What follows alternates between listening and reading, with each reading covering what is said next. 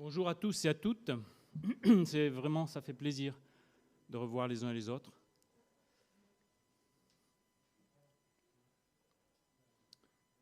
Nous continuons aujourd'hui le livre de Josué qu'a introduit Kevin dimanche dernier au chapitre 1. Alors le livre de Josué peut se diviser en 3 parties.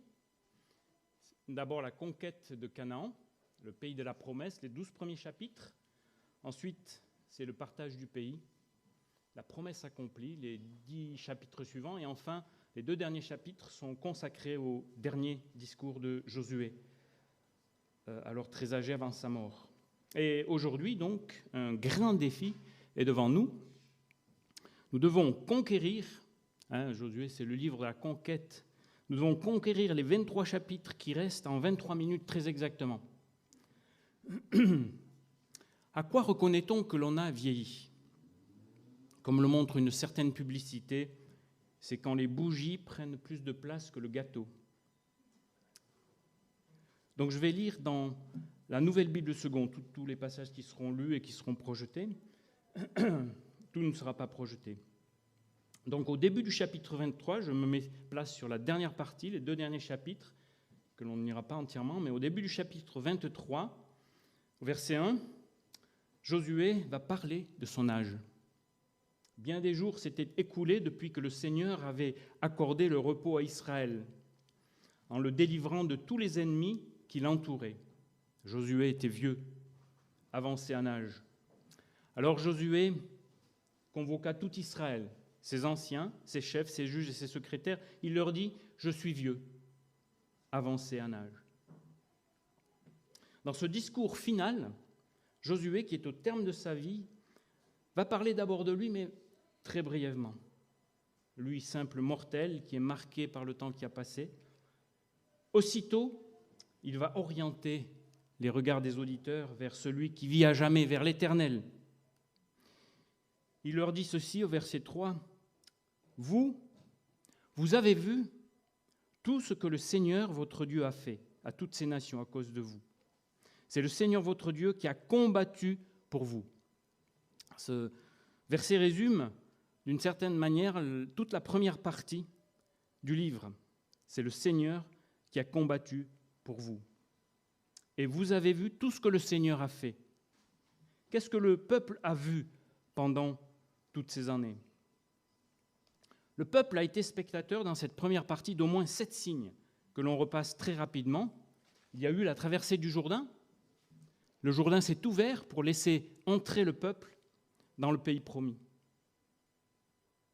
Il y a eu ensuite l'apparition du chef de l'armée de l'Éternel, une apparition céleste, avant de conquérir Jéricho.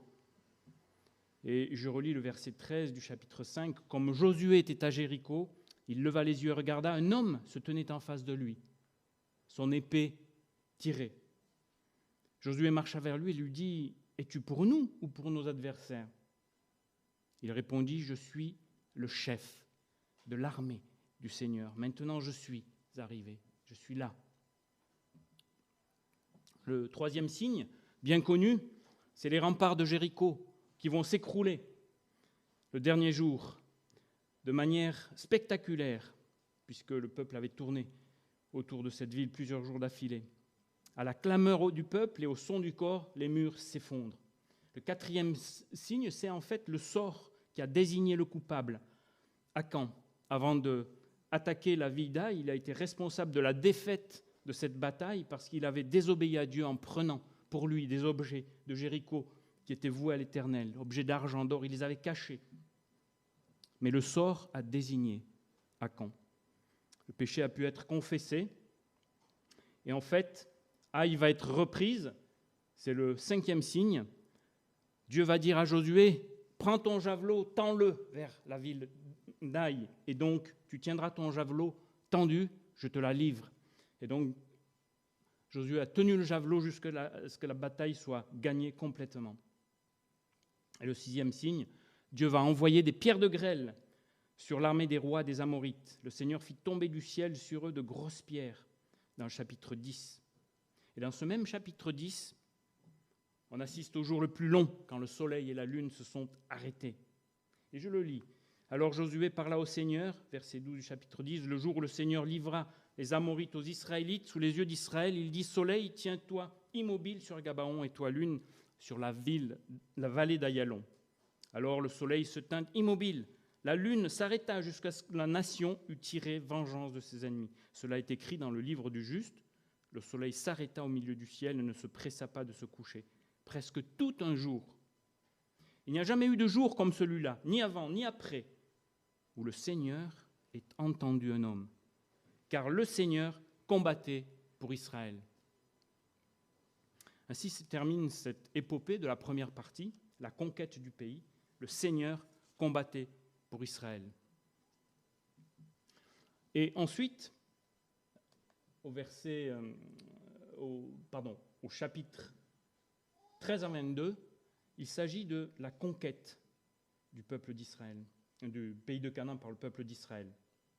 Et au verset 4 du chapitre 23, Josué continue en disant au peuple, « Je vous ai attribué par le sort comme patrimoine, tribu par tribu, ces nations qui restent à partir du Jourdain, et toutes les nations que j'ai retranchées, jusqu'à la grande mer vers le soleil couchant. » Il évoque donc le partage, après avoir évoqué les victoires.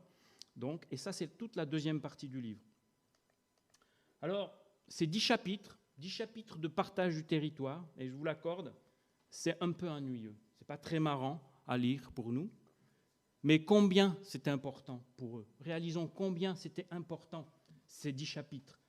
Eux qui attendaient ce moment depuis si longtemps, le pays conquis, c'est le moment du partage, de l'acte notarié. L'héritage promis à Abraham, au père et à ses descendants, est enfin mis à disposition de toutes les tribus. Ça valait bien un détour de 10 chapitres. Eh bien, nous passons à la troisième partie, les 2 derniers chapitres. Il nous reste un peu de temps. Après avoir orienté les regards sur Dieu, Josué revient de nouveau sur lui-même. Au chapitre 23 de cette deuxième partie, au verset 14, il fait allusion par une belle expression à sa mort prochaine. Il dit « Je m'en vais aujourd'hui », verset 14, selon le sort commun à tous. Ça, c'est dans la NBS, et dans la seconde 1910, il dit « Je m'en vais maintenant par le chemin de toute la terre ». Josué, au contraire de Moïse, à la fin de sa vie, il ne va pas annoncer de successeur, mais il va orienter de nouveau les yeux du peuple vers le LTD, leader toujours disponible, Dieu. Le verset 14 poursuit ainsi, « Vous le savez de tout votre cœur et de toute votre âme, aucune de toutes les bonnes paroles que le Seigneur, votre Dieu, a prononcées sur vous n'est restée sans effet.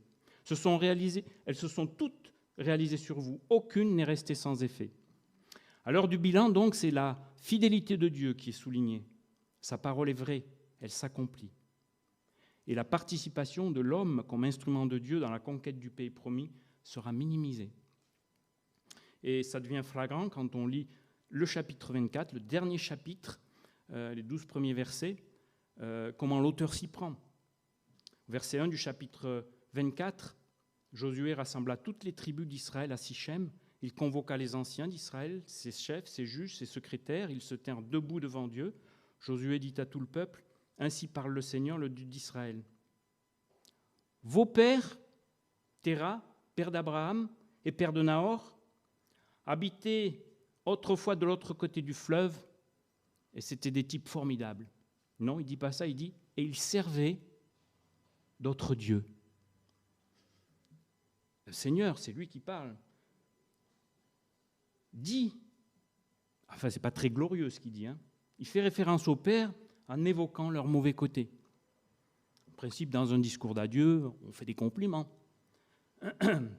Et ensuite va suivre, après ce premier verset, ce deuxième verset, une accumulation des actes de Dieu. Dieu va parler de lui-même.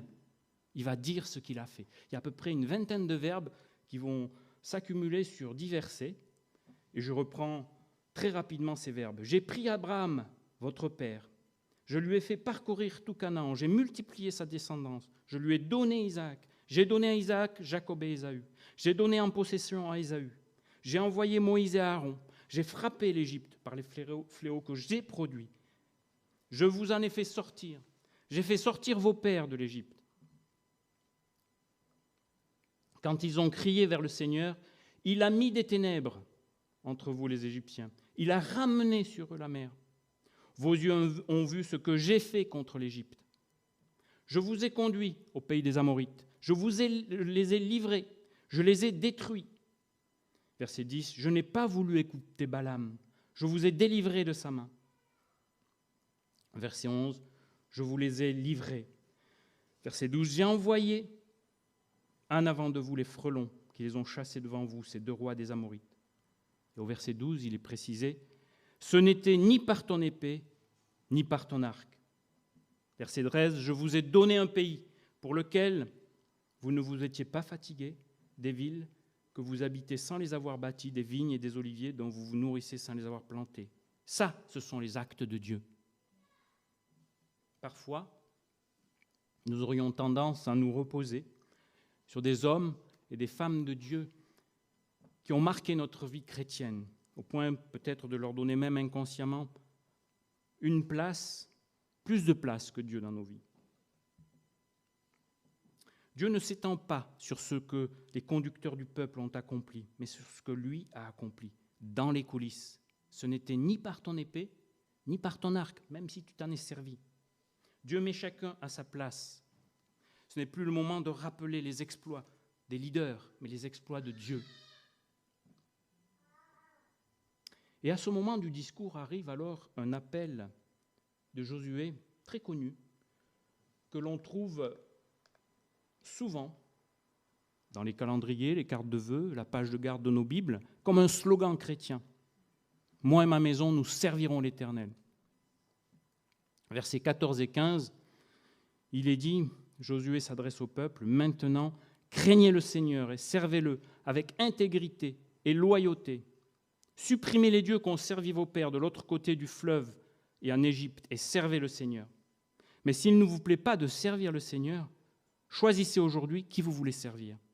Ou les dieux que vos pères servaient de l'autre côté du fleuve, ou les dieux des Amorites dont vous habitez le pays. Moi et ma maison, nous servirons le Seigneur. » Et au verset 23, il reprendra « Supprimez donc maintenant les dieux étrangers qui sont en votre sein et inclinez votre cœur vers le Seigneur. » Cet appel de Josué n'est pas un simple slogan.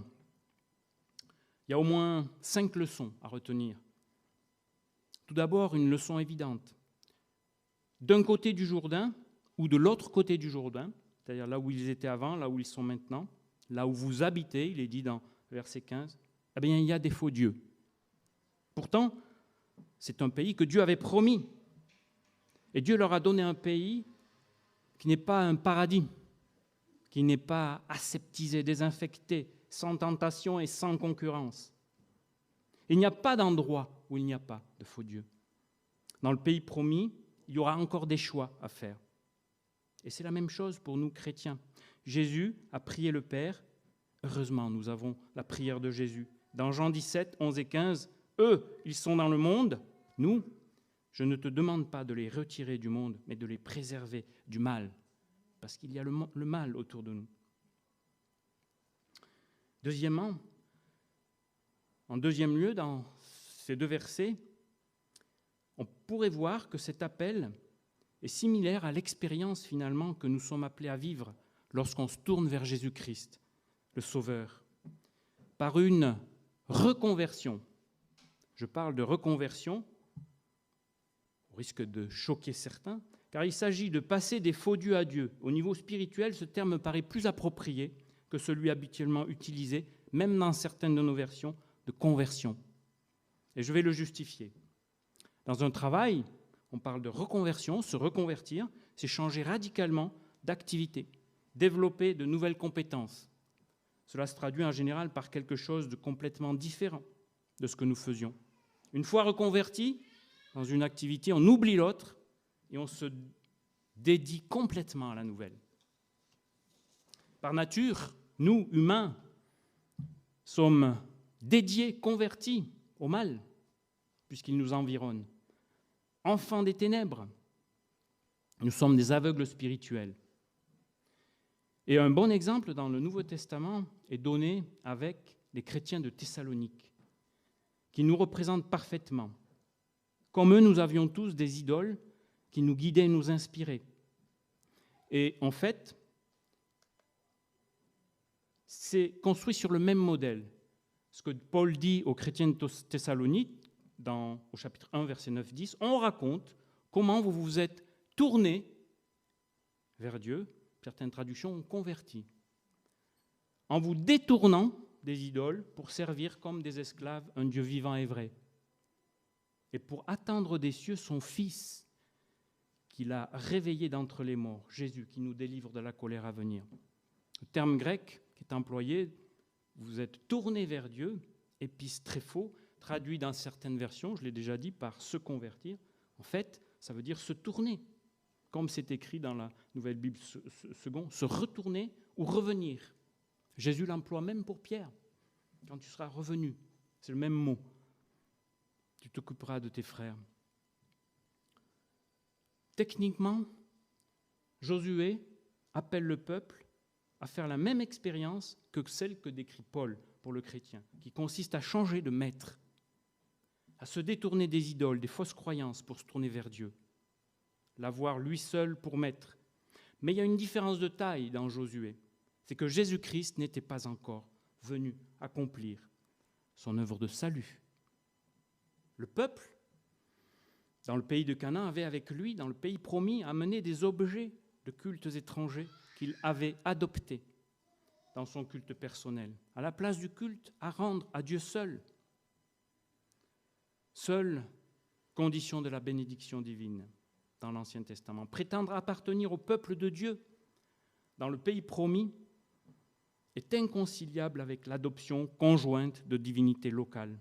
L'Éternel n'est pas une statuette de plus que l'on rangerait à égalité à côté des multiples représentations qu'offrait le pays promis. Dieu ne se partage pas sur une étagère au même niveau que d'autres divinités, d'autres croyances. Ensuite, quatrièmement, en redécouvrant ce verset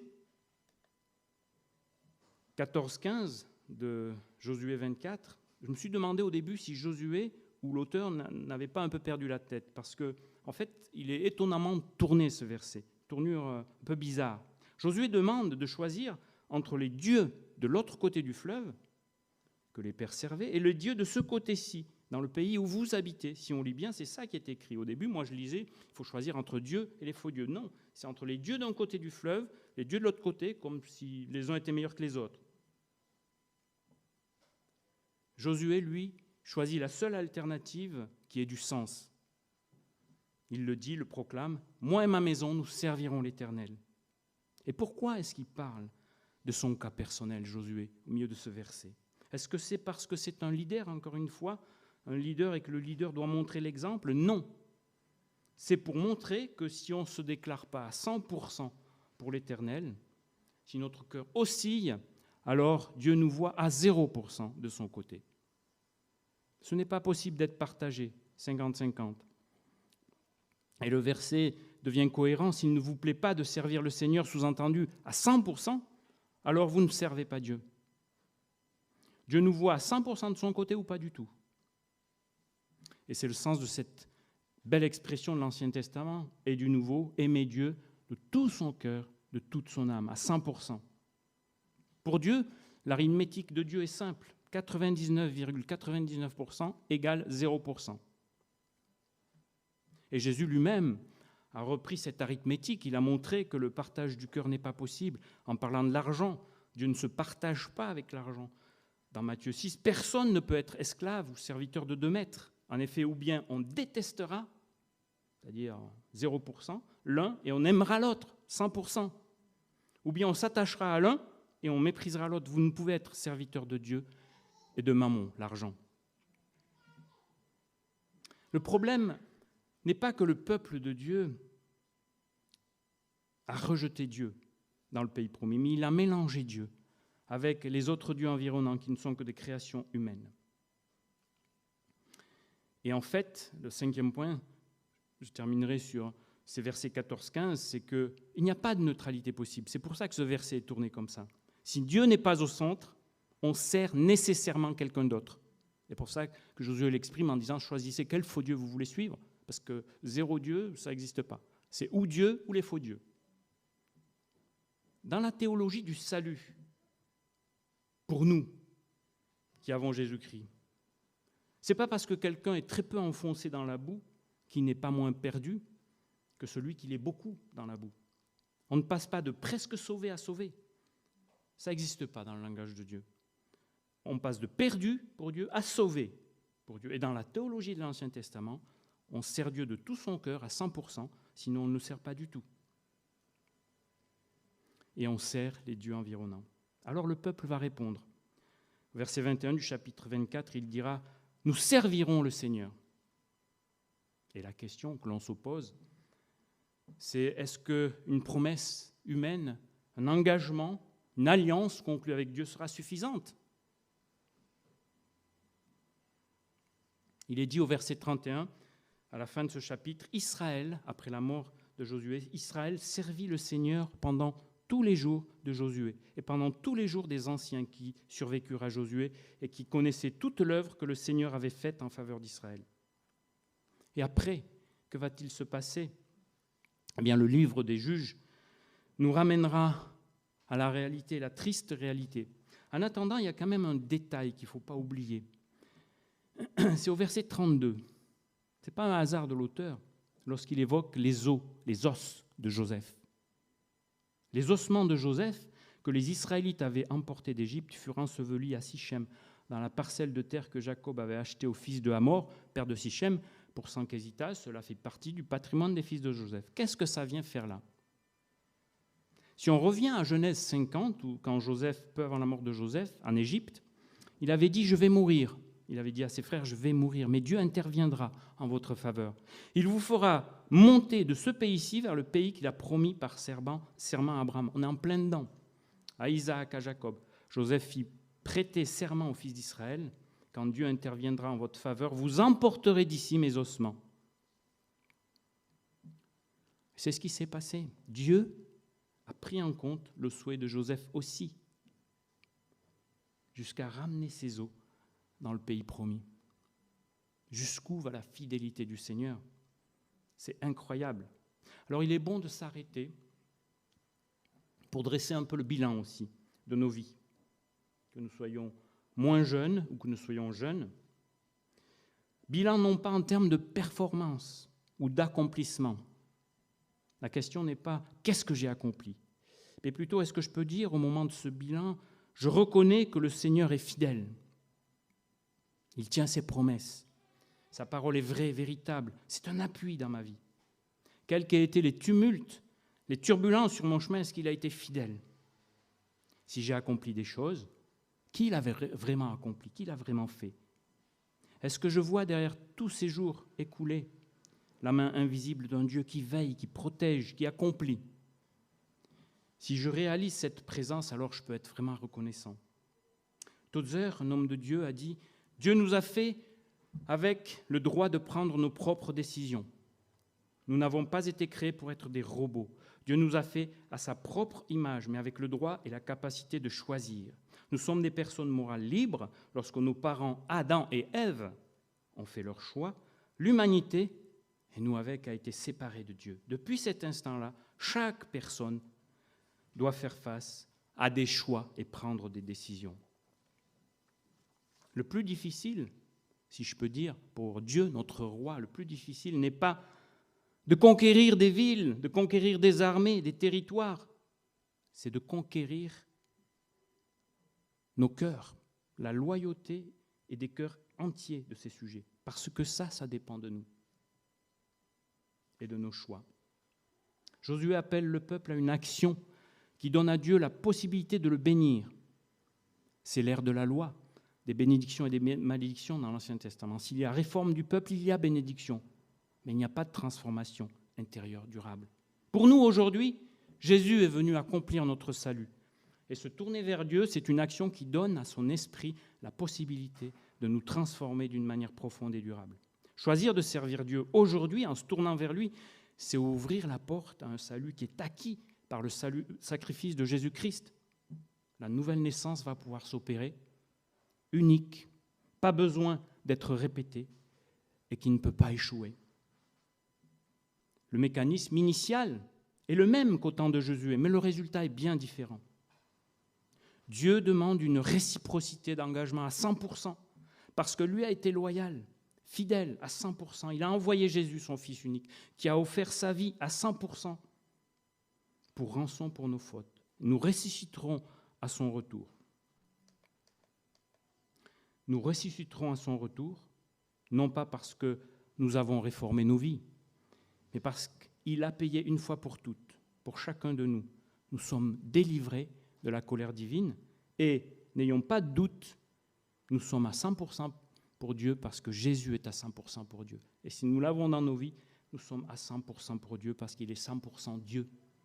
Amen. Je vous propose de prendre une minute pour réfléchir sur la parole de Dieu. Et Abraham poursuivra.